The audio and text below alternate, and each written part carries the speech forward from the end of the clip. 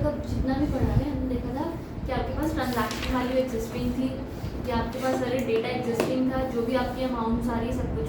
अगर कुछ नहीं भी एग्जिस्टिंग है तो फिर हमने देख लिया कि भाई चलो इसको ऐड कर दो, उसको इंक्लूड कर लो, और एवरीथिंग वाज डन। 13 वाला सेक्शन तो मैंने इस तरीके से कंप्लीट किया, ठीक है। अब 13.4 हमने देखा था कि 13.4 तब आता है जब तुम्हारे पास डिटेल्स नहीं होती हैं, या तो टीवी फेल हो जाता है, TV fail, transaction value fail हो गई, तो 13.2 और 3 तो तुम यूज़ ही नहीं कर पाओगे, तो तुम्हें 13.4 पर आना पड़ेगा। 13.4 ऐसा कहता है कब, क्या 13.4 में कि if you don't have a good accurate transaction value what will you do, correct. तो उन्होंने यहाँ पर देखो फर्स्ट उन्होंने बोला कि अगर ऐसा कोई पंगा है तो तुम 13.4 फॉलो करो, रेड विथ रूल 27 to 31, ठीक है। उसके अंदर उन्होंने पहली चीज़ अभी जो कुछ डेफिनेशंस बोल रखी है, वो डेफिनेशन को एक बार दो बस ध्यान से देख लो हो क्या रहा है। एक में बोला ओपन मार्केट वैल्यू OMV, ठीक है, कहीं पर भी ओपन मार्केट वैल्यू OMV लिखी होगी, इसका मतलब क्या होगा कि यार अगर मैंने फॉर एग्जाम्पल किसी भी इंसान को कोई भी वैल्यू, अगर सामने वाला बंदा मेरे रिलेटेड बनता है, ठीक है, तो उसको हो सकता है मैं कम वैल्यू पर सप्लाई करूँ, तो फिर हम ये ओपन मार्केट वैल्यू देखेंगे कि अगर उसके अलावा किसी और को अगर मैंने वही सेम सप्लाई किया तो किस प्राइस पर की है। सिंपल, रिलेटेड वाले बंदे को कम किया तो सामने वाले बंदे ने किसी और को किस पर किया। तो टीवी कब फील होता है, दो कंडीशन में, या तो आपने रिलेटेड या डीम्ड डिस्टिंक्ट पर्सन को किया, या तो मनी सोल कंसिडरेशन नहीं है, ठीक है। इसका मतलब हो गया कि अगर आपने किसी रिलेटेड पर्सन को किया टीवी फेल, तो फिर अब ओपन मार्केट वैल्यू ले लो। पॉइंट समझ में आया। तो यहाँ पर open market value of supply of goods और service are both means the full value in money excluding integrated tax, central tax, sales tax, duty tax, ये सारे टैक्सेस नहीं है जीएसटी वाले, payable by personal transaction where the supplier and the recipient of the supply are not related and the price is a sole consideration. Point समझ में आया। To obtain such supply at the same time in the supply being valid is made. इसका मतलब क्या हुआ कि अगर आप एक ट्रांजैक्शन वैल्यू फेल हो गई, उस चक्कर में आप दूसरी वैल्यू ले रहे हो जिसको OMV कह रहे हो, तो फिर वो OMV में तो ध्यान देना पड़ेगा ना कि भाई जो OMV वाली वैल्यू है किसी रिलेटेड पर्सन को नहीं है, नहीं तो वो भी फेल हो जाएगी। OMV वैल्यू का किसी रिलेटेड को नहीं है, और साथ में उस OMV वैल्यू में सारा कुछ सोल कंसिडरेशन मतलब मनी है। पॉइंट समझ में आया। OMV उसमें भी नहीं होनी चाहिए, इसमें भी नहीं होनी चाहिए, मतलब टीवी में नहीं होनी, टीवी फेल होता है तो हम ये देखते हैं OMV, हाँ, लेकिन इसमें भी रिलेटेड पर्सन नहीं होना नहीं चाहिए। होना चाहिए, मतलब रिलेटेड पर्सन है तो मुझे कुछ होना ही नहीं। ये नहीं हो सकता। रेट पर्सन होगा तो तुम्हें सही वैल्यू नहीं मिलेगी ना, तेरी सही वैल्यू नहीं आ रही थी इसलिए तुमने दूसरी वैल्यू देखी, पर दूसरी वैल्यू भी वही देख ली जो रेटेड की है, फिर सही वैल्यू कैसे आएगी। पॉइंट समझ में आया। तो हमने बोला कि तो आप दूसरी जो वैल्यू देख रहे हो वो रिलेटेड को ना की गई, यहाँ तक ठीक है। अगला हमने बोला लाइक और like kind and quality, like kind and quality मतलब क्या हुआ कि अगर आपके पास एग्जैक्टली सेम चीज़ नहीं है कि आपने वही सेम चीज़ किसी और को सप्लाई करी हो, ऐसा डेटा नहीं है आपके पास, क्योंकि आपने करा ही नहीं है वैसी चीज़, ठीक है। क्या चीज़ मतलब? जैसे कि हमने ऐसे कहा कि आप OMV कैसे निकालते हो, मैंने तुम्हें कोई सप्लाई किया और मान लिया अगर गंतव्य को सप्लाई किया, तो मेरे रिलेटेड पर्सन हो तो तुम्हें कम में किया, गंतव्य को किया वो मैंने OMV ले लिया, बढ़िया। पर अगर मैंने गंतव्य को जो सप्लाई किया ना, उसके बदले गंतव्य ने मुझे पैसे भी दिए, साथ में कुछ इन काइंड कुछ गुड्स या कुछ दिया है, तो ये वाला भी OMV सही नहीं आ पाएगा। तो उस चक्करों में हम एक चीज़ लेते हैं जिसको कहते हैं काइंड क्वालिटी, कि भाई एक दूर का कि कुछ तो एक्स्ट्रा आप ले लो। एक्स्ट्रा क्या लोगे, यहाँ पर उन्होंने बोला सप्लाई ऑफ गुड्स और सर्विसेज और both of like kind and quality means any other supply of goods और सर्विसेज और both made under similar circumstances that in respect of the characteristic, quality, quantity, functional components, materials and the reputation of the goods or services are both first mentioned is the same as or closely or substantially resembles resembles the supply of goods or services are both। मतलब exactly वो तो नहीं हो पा रहा है, पर ऐसा कुछ है जहाँ पर अगर मान लो मैं नहीं सप्लाई करी तो कोई और सप्लाई करता होगा, राइट। तो फिर वो उसका देख के देखो। OMV में हम सेम बंदा अगर आगे किसी और को सप्लाई कर रहे हैं हम चेक कर लेते हैं, पर अगर आप वो OMV एग्जिस्ट नहीं करता है तो लाइक काइंड क्वालिटी देखो, मतलब ऐसा कुछ कहीं और हो रहा है क्या। तो अगर ऐसा सेम कुछ कहीं और हो रहा है तो उन्होंने कितनी प्राइस चार्ज की आप वो ले लो। पॉइंट समझ में आ रहा है, पक्की बात है।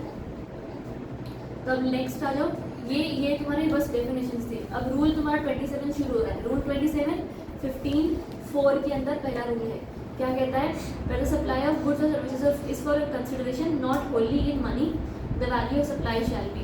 मतलब क्या हुआ, आपने किसी किसी पार्टली को कैश पार्टली काइंड में, Kind ठीक है। में, हाँ। यहाँ पर हमने ऐसा कुछ नहीं बोला है कि रिलेटेड को दिया या नहीं दिया है।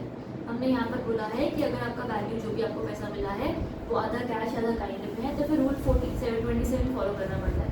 रूल 27 क्या बोलता है कि ऐसा कुछ है तो OMV देखो, पॉइंट नंबर 1, ठीक है। अगर OMV नहीं है, ठीक है, if the open market value is not available under A, then the sum total of consideration in money and such further amount in money as equivalent to the consideration not in money such money is known to the at the time of supply। इसका मतलब क्या हुआ? Equivalent amount आ गई। Equivalent amount में कैसे निकालोगे तुम? कोई तीसरे पर्सन के पास सेम चीज़ सेम क्वालिटी की जा रही है। नहीं, वो सी पॉइंट में देखेंगे। अगर मैंने तुम्हें कुछ सप्लाई किया है, ठीक है, उस सप्लाई के ब्याज में तुमने मुझे पैसे नहीं कुछ और चीज़ भी दी है तो OMV देख लेंगे। OMV मतलब तुमने मुझे कुछ सामान दिया है ना साथ में, किसी और बंदे ने तो पूरे पैसे दिए होंगे तो उसको देख लो कितने में सप्लाई किया, पॉइंट नंबर 1। पर मैं तुम्हारे अलावा वो सप्लाई किसी और को करती ही नहीं, बात खत्म हो गई तो OMV देख ही नहीं पाऊंगी मैं। दूसरा हम देखेंगे, मान लो तुमने जो मुझे सप्लाई के अगेंस्ट में जो पैसे दिए हैं साथ में एक फ़ोन दे दिया तो फिर फ़ोन की हम कंसिडरेशन देख लेंगे। पॉइंट बी कहता है ये कि if OMV is not available in the A then the sum total करो of consideration in money and such further amount in money as is equivalent। Money के बदले तुमने मेरे को क्या दिया? वो सेल फोन, तो वो फ़ोन का इक्विवेलेंट मनी कितना बनता है वो उन्होंने fair market value of the product को घुमा के लिखा हुआ है और कुछ नहीं, ठीक है। तो पहले में OMV और FMV अलग-अलग है। हाँ OMV मतलब वो सेम सर्विस किसी और को कितने में प्रोवाइड करे, ठीक है। मार्केट वाले भी तो वही होती है। फेयर मार्केट वैल्यू एग्रीगेट होता है ना, तो मार्केट में सेल करते हैं। दोनों करेंगे। आया समझ सबको? नहीं? हाँ, तब यहाँ पर देखो एक ना चीज़ ऐसे करते हैं,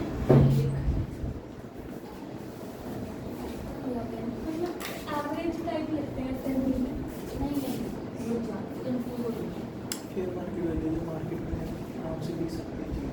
जब भी उसी प्राइस को हुआ अंदर ही हो, इसको आप बंद करके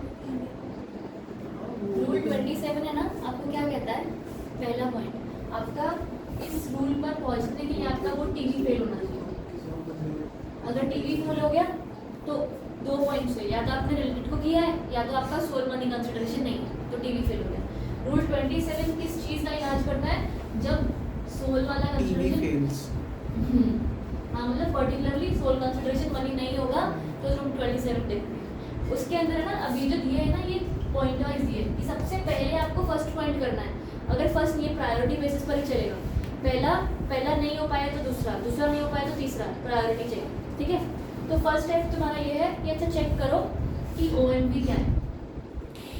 OMV क्या है? ये क्या हो गया कि आते हैं OMV मैम आपकी फर्श पे आवाज़ ना आती है जूतों की? तुम क्या आती है? हाँ आती है, जैसे ऐसे करते हैं ना तो आती है। मेरे वाले दूसरे वाले का मैं पहन के नहीं आता मेरा। नहीं चू चू चू चू आते हैं। फर्श की गलती, जूते हाँ नहीं। नहीं, अब इसका भी हो रहा तो मेरे को पता चला कि फर्श की गलती है। और कहीं पर नहीं आती, कहीं पर भी नहीं आती। अच्छा ठीक है। सेकंड फर्स्ट तुम्हारा हुआ OMV का मतलब क्या हुआ? फेयर मार्केट वैल्यू नहीं। OMV का मतलब क्या हुआ कि सेम जो सर्विस है ना, ठीक है, वो अगर किसी और को प्रोवाइड की है, प्रोवाइड टू समबडी एल्स, ठीक है। मैंने तुम्हें कोई सर्विस दी, उसके बदले तूने मुझे पैसे दिए 10,000 रुपये, साथ में चॉकलेट का डब्बा दे दिया बड़ा सा, ठीक है, और मैंने मान लिया हाँ चलो ठीक है चलेगा कोई बात नहीं। तो हमारे पास ये कंसिडरेशन हो गया। अब इसका एक्चुअल वैल्यू ऑफ सप्लाई निकालने के लिए पंगा है कि इसकी वैल्यू ऑफ सप्लाई क्या होगी। तो हमने बोला चलो ज़्यादा मेहनत नहीं करते, मैंने यही सेम सर्विस नमन को भी दी थी, ठीक है। तो नमन ने मुझे कितने पैसे दिए? टोटल मिला के उसने मुझे 17,000 दिए, तो फिर हम वो ले लेंगे। तो आपका मैटर क्लियर हो गया, ठीक है, यहाँ तक डन है। अब दूसरा पॉइंट, अगर ये पॉइंट मेरा नहीं क्लियर होता, मतलब मैंने वो सर्विस सिर्फ तुम्हें दी है और नमन को नहीं दी, कुछ किसी और को वो सर्विस मैंने प्रोवाइड नहीं करी, सिर्फ तुम्हें प्रोवाइड करी है। और पर तुमने मुझे पैसे तो दिए नहीं सारे, तुमने मुझे क्या दिया, पैसे प्लस चॉकलेट का डब्बा। अब मैं क्या करूँ उस चीज़ का? फिर उन्होंने बोला कि फिर आप सेकंड स्टेप पर जाओ। सेकंड स्टेप क्या बोलता है कि अगर तुम्हारे पास ONV नहीं है तो तुम क्या करोगे, मनी प्लस FMV, ठीक है, मनी प्लस FMV। FMV क्या, उसका वो जो गुड्स या कुछ जो काइंड में दिया है ना उसकी वैल्यू कितनी है वो निकालो, और ये टोटल तुम्हारी VOS बन जाएगी। पॉइंट समझ में आया? मनी कौन सी? तूने मुझे पैसे भी तो दिए थे ना, 10,000 रुपये प्लस वो चॉकलेट के डब्बे की वैल्यू उसकी कितनी, तो वो VOS बन जाएगी। अगर तुम्हारा 27 में मनी सोल कंसिडरेशन नहीं है तो वैल्यू सप्लाई निकालने का पहला तरीका कि OMV के हिसाब से निकाल लो, उससे नहीं निकला तो मनी प्लस FMV के हिसाब से निकाल लो। फेयर मार्केट वैल्यू सामान की आती है, ठीक है, जरा इससे निकाल लो। अगर इससे भी निकला तो third point, if the value of supply is not determined under the clause A or B, be the value of supply of goods or services or both of like kind quality, ठीक है। तो अगर इससे भी निकला तो हमको बकायदा जबरदस्ती थर्ड स्टेप पर जाना पड़ेगा। थर्ड स्टेप में मान ले मुझे तूने मेरे को चॉकलेट प्रोवाइड की है ना, वो तूने किसी पेरिस के किसी बेकरी से कहीं से उठाकर लाई थी, अब हमें पता नहीं उसका क्या प्राइस है, क्या करें, पॉसिबल नहीं ना प्राइस निकालना। तो अब हम ये वाला फेल भी हो गए, ठीक है, फर्स्ट भी फेल हो गया, मैं सेम सर्विस किसी और को प्रोवाइड नहीं करती इसलिए OMV नहीं निकला। दूसरा, उस चॉकलेट इतनी एग्जॉटिक है कि क्या है क्या नहीं, हमें उसका वैल्यू नहीं पता, तो हमारा सेकंड भी कंडीशन फेल हो गया। थर्ड अब क्या हुआ ना, थर्ड पॉइंट इज करे क्या, दिक्कत हो गई है।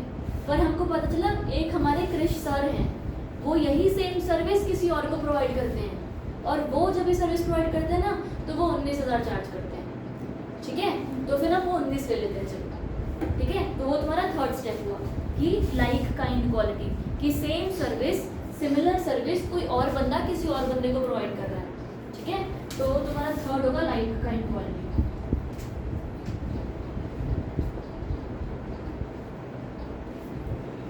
पॉइंट समझ में आया? उसके बाद फोर्थ वाला point, if the value is not determined under A और B और C, तो आपको रूल 30-31 फॉलो करना पड़ेगा। तो 4 रूल गो टू रूल 30 और 31, उसको रूल 30-31 को 30-31 पर पहुँच के देख लो। यहाँ तक पॉइंट समझ में आया? ये तुम्हारा रूल 27 है जो 4 स्टेजेस में बताता है कि करना क्या है, आ रहा है समझ? 1 में OMV नहीं पहुंचे तो मनी प्लस FMV नहीं निकली तो फिर लाइक काइंड क्वालिटी, कि सेम बंदा कोई और चीज़ किसी और बंदे को प्रोवाइड कर रहा है, या तो रूल 30-31, ठीक है। पॉइंट आया समझ? 29 और 30 को रीड करो फटाफट से, इसमें आंसर सब दे रखा है, और 31 करो। 1,10,000, 2,00,000, 5,50,000। बी वाला गलत है, 14 क्यों? 2,00,000 नहीं आएगा, 2,00,000 2,00,000 आएगा। 2 लाख है, 14 लाख। 14,00,000 तो हमने पूछा भी नहीं बोला। पहला बोला 1,10,000, दूसरा 2,00,000 और तीसरा ये जो 14 नहीं बोला? नहीं। बोला करो पास।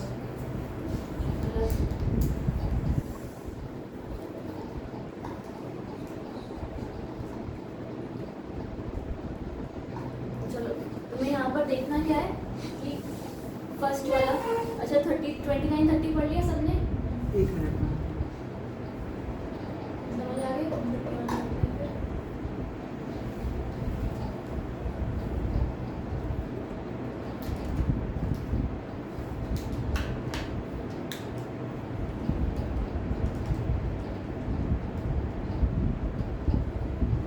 पढ़ लिया।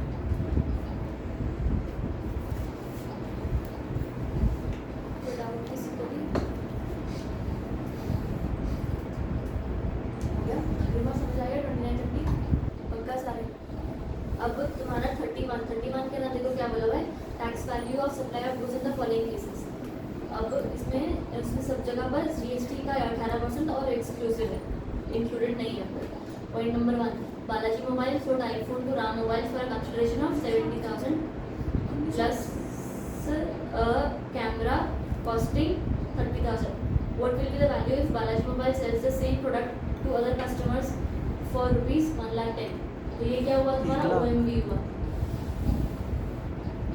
हाँ जी, 1,10,000 आएगा। पहले हम भी देखते पॉइंट हैं समझ क्या में आया? हमने इस बंदे ने जब हमने कुछ सामान सेल किया उसको, हमने बोला उसको कि भाई 70,000 प्लस 30,000 दे दे। हमने हमेशा प्रायोरिटी वाइज देखना है। पहला प्रायोरिटी किसको देते हैं? OMV को। OMV है हमारे पास यहाँ पर, वही बंदा ये सेम ही चीज़ किसी और को 1,10 में प्रोवाइड करता है। तो तुम्हारा वैल्यू ऑफ सप्लाई क्या आ जाएगा? एज पर सेक्शन 27 है ना, नहीं सॉरी रूल 27 सब रूल ए 27A वाले रूल के हिसाब से 11 लाख। पॉइंट समझ में आया? सेकेंड में उसने क्या बोला? Kitchen King sold goods to Kirana Samrat for a consideration of rupees 1,40,000 plus a product of Kirana Samrat for 60,000। The open market value the goods sold by Kitchen King is not OMV नहीं है। हमें जबरदस्ती second point money plus FMV पे जाना पड़ेगा। तो कुछ नहीं करना, क्या है 1,40,000 प्लस 60 2 लाख आ गया। तो रूल 27 सब रूल बी के हिसाब से तुम्हारा वो आंसर आ जाएगा। सबको समझ में आ रहा है? सी वाले में बोला कि इसने इंपोर्ट किया machine worth 5 lakh from London which is not available in India. It sold the machine to a buyer against some non monetary consideration whose value is unascertainable. Further, OMV of such machine is also not available. तो जबरदस्ती अगले पे जाना पड़ेगा। But importer supplies same type of identical machine for rupees 5,50,000 आ जाएगा। आसान?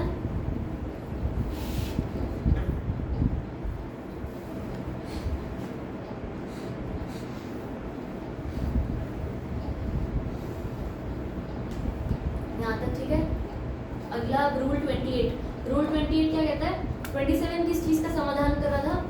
जब आपने मनी प्लस कुछ और दिया हो कंसिडरेशन में। अब यहाँ पर रूल 28 कहता है कि आपने मनी प्लस और कुछ और वाला तो दिक्कत नहीं है हमको, पर आपने करा क्या? आपने किसी रिलेटेड बंदे को सप्लाई करी है।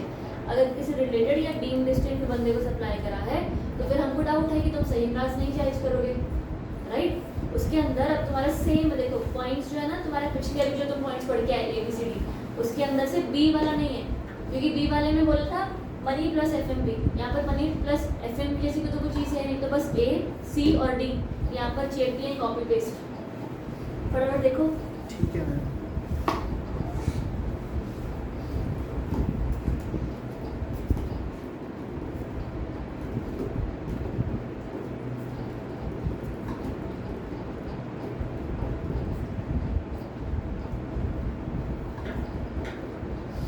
सब समझ में आ गया? ABC सबको समझ में आ गया?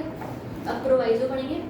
प्रोवाइडेड दैट हमने स्पेसिफिकली बोला या तो OMV या तो लाइक वाला या तो 30-31।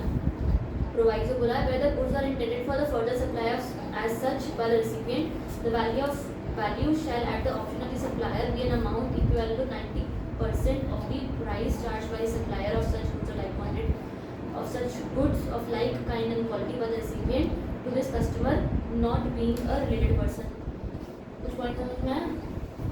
हमने यहाँ पर ऐसा कहा अंडरस्टैंड बहुत आसान। ये रिलेटेड वाला था, लेकिन सेकंड वाला नहीं लिया ना हमने। हाँ, क्योंकि वो मनी प्लस फेयर वाली कंसिडरेशन है ना, उसमें जरूरत नहीं पड़ी उस चीज़ की। हमें इसमें अब तुम्हारा फर्स्ट यहाँ पर फर्स्ट में क्या बोला उन्होंने? प्रोवाइडर के अंदर बोला कि भाई अगर सामने वाला बंदा एक बहुत आसान है यार, प्लीज पे अटेंशन। 28 वाला कर रहे हैं ना, 28 वाले उन्होंने बोला कि अगर ऐसा कुछ है तो तुम्हें ध्यान किस चीज़ का करना है? या तो OMV या तो लाइक काइंड क्वालिटी या तो 30-31। उसके बाद एक प्रोवाइडर आती है। प्रोवाइडर बोला कि अगर तुम्हारे पास OMV है वेरी गुड है, पर एक और चीज़ का बात बताते हैं कि अगर मान लो एक मिस्टर एक्स है, वो किसी मिस्टर वाई को कोई चीज़ सप्लाई कर रहा है एट रुपीज़ 12,000। अब मिस्टर वाई है ना, आगे वही चीज़ किसी जेड को सप्लाई कर रहा है, ठीक है, एट रुपीज़ 18,000, ठीक है, राइट? तो है ना, ऐसा करो OMV ढूंढने भी मत जाओ, ये दोनों रिलेटेड हैं, ये दोनों तो रिलेटेड नहीं है ना, तो फिर 18 आ गया।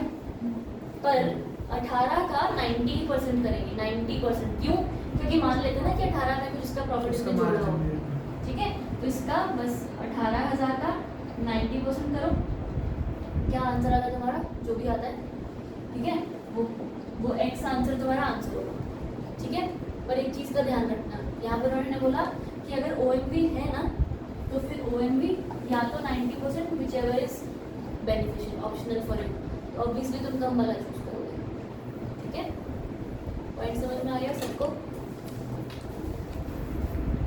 OMV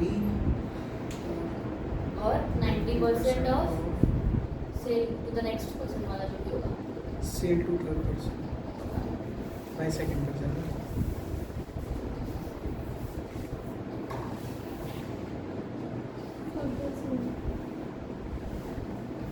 करने को कर सकते हैं। इधर 2% देखेंगे कि जीएसटी निकाल के देखेंगे कि जीएसटी बिना GST क्योंकि इस पर तो GST निकाल रहे हैं।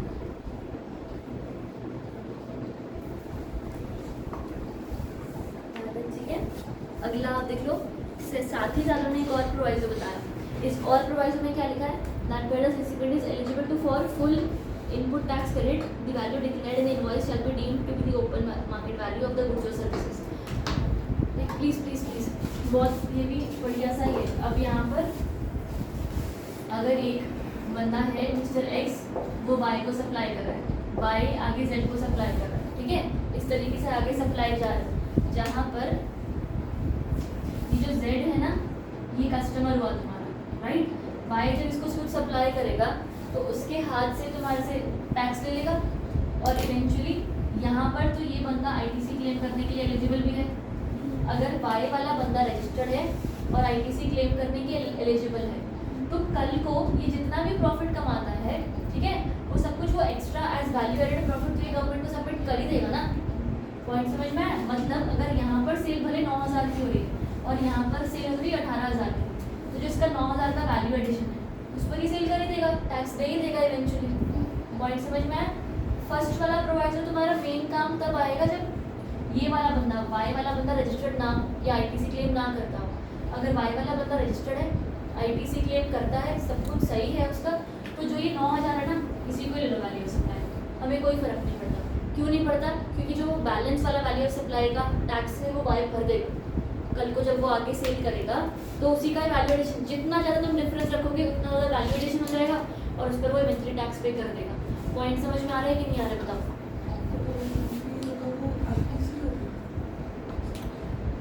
नहीं, हमारा प्रोवाइडेड वाला है। वैल्यू तुम्हारी जो वैल्यू दे रखी है ना बिटवीन रिलेटेड पर्सन, वो स्ट्रेट ले लेंगे हम, दिमाग ही लगाएंगे वही वैल्यू। अगर हमारा जो रिलेटेड पर्सन है, मतलब तो हम जो वाइडेड रिलेटेड पर्सन है तो वो रजिस्टर्ड है, तो हम ये जो प्रोवाइडेड है इसको देखेंगे ही नहीं। तो हम जो प्रोवाइडेड वाला ऑप्शन है इसको देखेंगे ही नहीं ना। नहीं, हमने जिस पर प्रोवाइड किया है ना चीज़, उसी को ही ले लेंगे। तो उसी को ही लेंगे। हाँ, ठीक है। अगर x है y है और ये दोनों रिलेटेड है, ठीक है, इसने इसको कोई सप्लाई की है एट 12,000, ठीक है, जो y बंदा है वो रजिस्टर्ड बंदा है, ठीक है, जो रजिस्टर्ड पर्सन लाइबल होता है GST पे करता है, ठीक है। आगे y ने z को, जो एक कस्टमर है, उसको कोई सेल करी, ठीक है, जब आगे कस्टमर को सेल करी तो यहाँ पर उसने सेल किया मान लो 16,000 में, ठीक है। तो इधर y जो होगा वो GST पे करता है, तो किस पर पे करेगा? 16 माइनस 12,000 पर। पॉइंट समझ में आ रहा है? जितने में खरीदा जितने में बेचा, तो ये 4,000 का वैल्यू एडिशन है ना, तो उस पर तो वो वैसे भी पे करने वाला है, तो हमारा गवर्नमेंट का कुछ भी घटेगा नहीं। पॉइंट समझ के देख रहे हो? अगर यहाँ पर x और y बहुत ज़्यादा जिगरी दोस्त हैं, 12,000 की चीज़ अगर उसने 2,000 में भी बेच दी, तब भी इवेंचुअली तो वो तो पे कर ही देगा ना, फिर वो 16 माइनस 2,000 पर पे कर देगा, 14,000 पर उसको टैक्स पे करना पड़ेगा, तो टैक्स इवेंचुअली गवर्नमेंट को मिल ही जाएगा। इसलिए बोला उन्होंने कि इतना मगजमारी करो ही मत, सर मत दिमाग खराब करो, अगर उसने बेची है बस वही पॉइंट है कि अगर बेचा तो ये सब आएगा।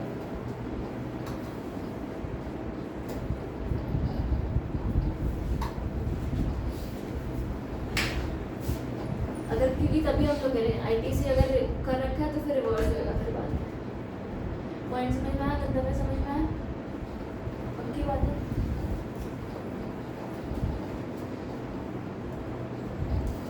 अगला इलस्ट्रेशन हो गया क्या आया इसमें? 40,000 कर लो।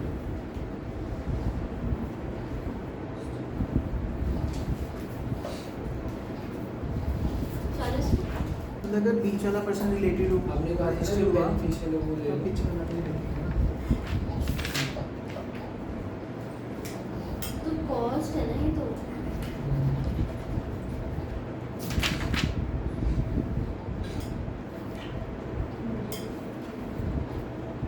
Sold to independent buyer in Haryana including GST at 18%।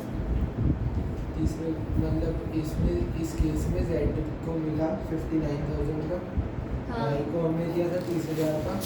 अगर हम GST हटा दें तो मतलब जेड को मिला 50,000 का, वाई के पास आया ये 30,000 का, है ना?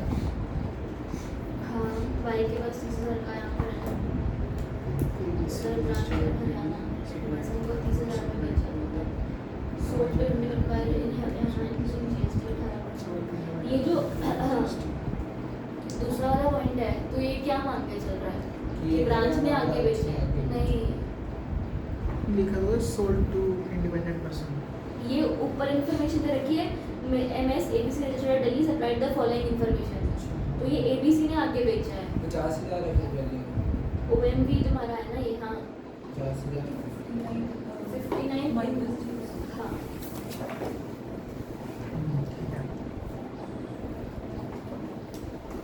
आया सबको समझ। सेकंड केस में ये है कि अगर हरियाणा वाली यूनिट 100% ITC क्लेम कर सकती है और उसने वो आगे परसेंट पे बेचा, तब हम क्या लेंगे? तो उसमें 30,000 रहेगा। ये रूल 33 जो हमने करना है। तो सेकंड वाले में हमारा 30,000 आया ना। रूल 3031 लिख दो। हाँ जी, सेकंड वाले हमारा 30,000 आएगा 30,000 ना। आएगा। क्यों? क्योंकि ITC क्लेम में हमें कोई फर्क नहीं पड़ता क्या प्राइस चार्ज है, क्योंकि इवेंचुअली पे किया जाएगा। बताओ प्लीज, कोई डाउट है कहीं पर? सारे everybody clear about it? Sure हो?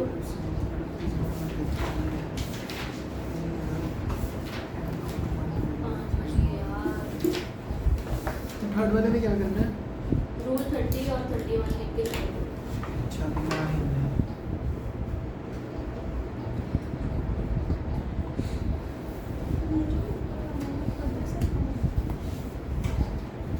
ये 12 पेज है। पेज और मुझे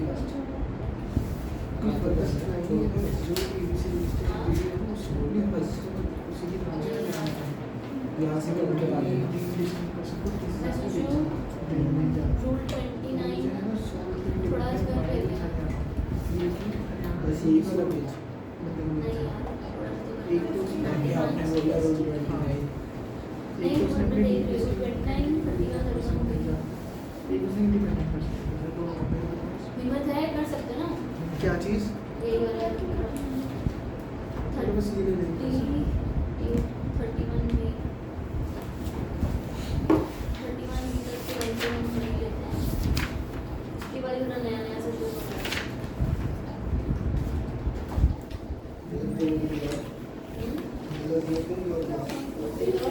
और ये इलस्ट्रेशन करनी है नीचे वाली।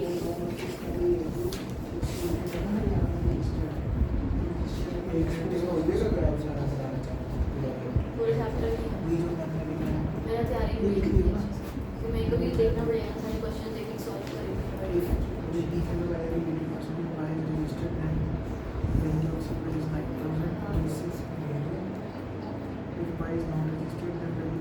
चलो रूल 29 पढ़ते हैं। रूल 29 में क्या बोला? Value of supply of goods made और रिसीव्ड थ्रू एन एजेंट। अब यहाँ पर बोला value of supply of goods between the principal and his agent shall. Principal agent के बीच में अगर कोई सप्लाई हो रही है तो point number A open market OMP ले लो और at the option of the supplier वे 90%। मिल गया? सेम चीज़ रखिए, वहाँ पर रिलेटेड था, यहाँ पर बस एजेंट है, बाकी कुछ फर्क नहीं। ठीक है, इसके अंदर कुछ दूसरा वाला था ना IT एक पॉइंट तुम्हारा यहाँ पर हमने ABC, उसमें से एक और पॉइंट और कट गया। हमारा ये काइंड लाइक क्वालिटी वाला सेकंड और थर्ड कर दिया इसमें फोर्थ 1 और हाँ ठीक है OMV थ्रू एन एजेंट। या तो 90% प्रोवाइजर सब साथ में इंक्लूड करके दे दिया और बोला लास्ट वाला बोल 30 और 31 पॉइंट समझ में आया। सेम चीज़ है एग्जैक्टली सेम है उसके जैसे बिल्कुल ही बस जो वो हमारा पीछे वाला ना। हाँ सेम है बस वो एक पॉइंट कट गया लाइक काइंड क्वालिटी वाला और कुछ नहीं बाकी सब सेम है। उसके बाद ये अगला चार्ट और इलस्ट्रेशन 33 शुगर कार्ड। अगला 34 प्लीज पे अटेंशन। यहाँ पर बोला है 100 RO water purifier sold to Gurgaon और 30 RO water supplied to agent subsequently sold at ये वाला 11,000 एट ईच। पॉइंट समझ में आया कि यहाँ पर what will be the value of good supply to agent. एक क्वेश्चन में अगर नहीं समझ में आया क्वेश्चन में पहला वाला किसी मिस्टर एक्स ने 100 वाटर प्यूरिफायर किसी बंदे को रैंडम बंदे को गुड़गांव में बेचे थे 10,000 के ठीक है। दूसरे में उसने बोला कि उसने 30 RO वाटर प्यूरिफायर अपने एजेंट को भेजे और एजेंट ने जो आगे सेल किया है 11,000 का ठीक है। तो OMV क्या निकलेगा 9900 दोनों तरह से क्या आपको चेक करना पड़ेगा या तो OMV या तो 90% ऑफ सेल ये जो था ना फर्स्ट पॉइंट देखो अगर सामने बंदा आगे किसी को बेचता है तो उसका 90% करते हैं ना वो वाला चीज़। तो या तो OMV इसको लिखो प्लीज साफ सुथरा the BOS is equal to question में लिख लो अंदर जगह हो BOS is equal to OMV और 90% OMV और 90% of sale by agent whichever is lower. वैसे बेनिफिशियल होता है विच एवर इज लोअर ही बेनिफिशियल होगा हमारे लिए ठीक है। पॉइंट समझ में आया सबको। इसमें हम ऊपर में देखते थे कि वो जो 4 पॉइंट्स है उसमें से 2 पॉइंट्स कर देते हैं। वही वाला ये पॉइंट है ना देखो बस एक ऐड कर दिया खाली प्रोवाइजर वाला डाल सीधा पॉइंट में डाल दिया। इसमें अगर एजेंट रजिस्टर्ड हो हमारा तो अगर एजेंट रजिस्टर्ड सब हो भी तो यही पॉइंट है ITC वाला कुछ नहीं है। इसमें ITC वाला है नहीं कुछ।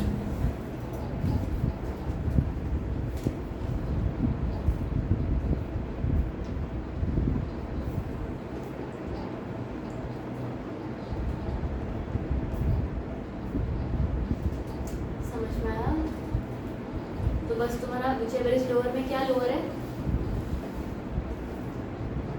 तो ये आता क्या आंसर आ रहा है 90% टू 11,000 9900। तो तुम्हारी वैल्यू ऑफ सप्लाई क्या बनेगी वो 30 वाटर प्यूरिफायर दिए थे ना उसको तो 30 into 9900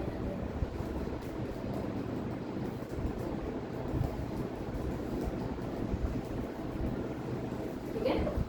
value of supply is equal to 30 into 9900 answer तुम्हारा 297,000 आएगा प्लस GST हो जाएगा ठीक है। सारे बताओ कुछ डाउट है 30 rule 30 value supply of goods और सर्विसेज और बोथ बेस्ड ऑन कॉस्ट। अब यहाँ पर रूल 30 याद आ रहा है 30-31 देखेंगे जब नहीं पता चलेगा 30-31 देखेंगे तो अब 30-31 देख रहे हैं उसके अंदर उन्होंने क्या बोला अगर तुम्हारे पास कुछ भी नहीं है ना OMV ना ये है ना वो फ्लडिंग ना कुछ भी नहीं है तो क्या करो तुमने जितने में खरीदा ना उसका 110% कर दो क्योंकि हम मान रहे तुम 10% प्रॉफिट मार्जिन तो जोड़ोगे ही ना। But the value of supply of goods or services or both is not determinable by any preceding rules. The value shall be 110% of या तो cost of production या तो cost of acquisition या तो cost of provision of such service ठीक है। तुम्हारा जो cost होगा उसका 110% कर देते हैं और वो तुम्हारा value of supply बन जाएगा। ये किस केस में होगा? अगर कहीं पर भी तुम्हारी वैल्यू नहीं निकली अच्छा रूल 30-31 30 और 31 है जो मतलब चौथा हमारा पॉइंट था शायद हाँ से 30 या 3 आ गया पॉइंट समझ में आया। दोबारा बनाने पड़ेगा। जो cost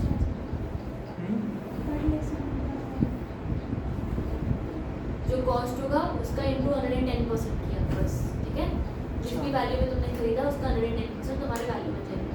अब रूल 31 पर ध्यान दो 31 में उसने क्या बोल रखा है अब ये भी नहीं है अब क्या करें इतना ज़्यादा हो गया हमको। 31 में where the value of supply of goods both can not be determined until 27 से लेकर 30 तक the same shall be determined as reasonable by the अपना असेसिंग ऑफिसर देख लेगा क्या करना है वो अपना दिमाग चलाएगा, उसको जो दिमाग चलता है वो चला ले। मतलब हमें रूल 31 से रिलेटेड क्वेश्चन नहीं आएंगे। मतलब अगर कुछ भी नहीं निकला, अगर हमने कोई चीज़ हमने क्यों पता नहीं तुम्हें ऐसा ही क्या ही प्राचीन सा सप्लाई कर दिया है जो पैसा भी नहीं निकल रहा, उसके तुमने पैसे लिए भी नहीं और दिया भी किसी रिलेटेड बंदे को, घबरा चुका है टैक्स डिपार्टमेंट पूरा। प्रोसेसिंग ऑफिसर आएगा, उस प्राइस उसकी दाम निकालने की कोशिश करेगा। यहाँ तक समझ में आ गया सबको? मतलब ये रिलेटेड को दो चाहे किसी को भी दे दो, मतलब तो ये वाला फॉलो होएगा, अगर पीछे वाला कोई काम नहीं करा रहा। हाँ, ठीक है। पिछले कोई भी रूल अगर फॉलो नहीं हुए तो ये वाला रूल है। अब अगला रूल 31A। 31A क्या कह रहा है? Value of supply in case of lottery, gambling, horse racing. यहाँ पर हमने बोला कि कोई भी आपने लॉटरी रन करी है by the central state government, ठीक है, और ऑथराइज्ड बाय स्टेट गवर्नमेंट, कोई वैसे लॉटरी है। इसका मतलब क्या हुआ? तुमने कोई टिकट खरीदी थी लॉटरी की, जिस लॉटरी को स्टेट गवर्नमेंट या सेंट्रल गवर्नमेंट चला रही है, तो उस टिकट की वैल्यू ऑफ सप्लाई क्या मानी जाएगी? किसके हाथ में? वो जो बंदा बेच रहा है। टिकट बेचने वाले के हाथ में सप्लाई होती है ना, तो टिकट जो बेच रहा है उसके हाथ में वैल्यू ऑफ सप्लाई क्या मानी जाएगी? Higher of the two amounts to be deemed, higher of the two, बस जबरदस्ती क्या क्या है? 100/128 of the face value of the ticket, या तो 100/128 of the price as notified. मतलब कैसे परसेंट है क्या? क्या 128% पर जीएसटी लगता है ना, उस पर इसलिए उन्होंने 110 अपने आप ही 128 का है। तो 100 भी लिखा है यहाँ पर। वो कम है मेरे सारे पेन। तो एक उसके नीचे है, एक उसके नीचे भी है, पिंक कलर वाला।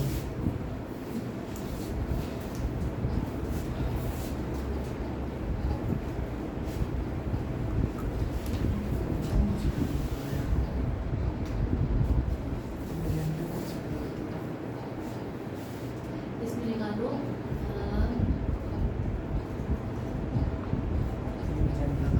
फेस वैल्यू ऑफ टिकट, आपको कॉल आ रही है, इसकी आ रही है अननोन नंबर है।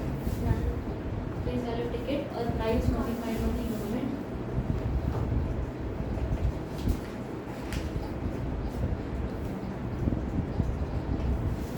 इसमें से जो भी सर्विस हायर होगी ना,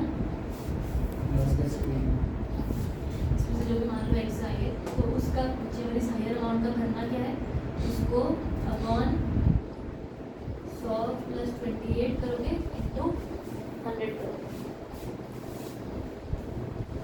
तुम्हारी BOS ऑफ लॉटरी टिकट निकल गई।